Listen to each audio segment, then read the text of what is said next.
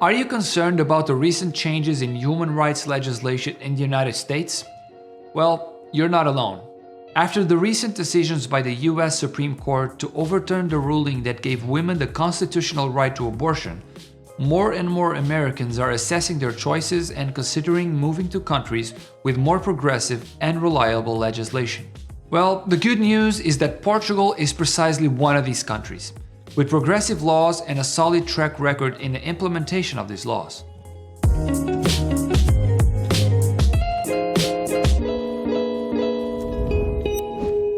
Hey there, global citizens! My name is Pedro and I'm with Global Citizen Solutions, a boutique investment migration firm helping expats to find their ideal citizenship by investment program outside their birth country. In the last few years, Americans have been flocking to Europe for many reasons.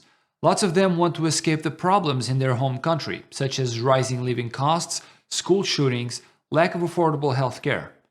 But the overturning of Roe v. Wade, a 50-year-old ruling that used to guarantee women the right to abortion, has caused a different kind of anxiety. US citizens are asking themselves what happens next. Can something like this happen to laws protecting same-sex marriage and adoption, for example? Even though no one can predict the future, we know that this kind of setback is more likely to happen in some countries than others. Portugal, for example, has a serious and reliable history of implementing progressive laws with no setbacks or overturnings once legislation is put in place. These changes in law happen gradually, sometimes even slowly, but there is consistency. For example, Portugal took its first steps to abolish the death penalty in 1852, when execution for political crimes was banned.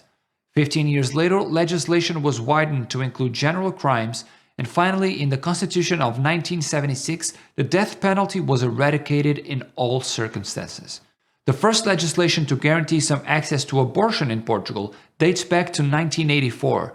In 1997, more eligible cases were included, until in 2007, voluntary abortion was finally legalized in all cases for up to 10 weeks of the pregnancy. And what about same-sex families? Same-sex marriages were recognized in 2010 and same-sex adoptions 5 years later in 2015.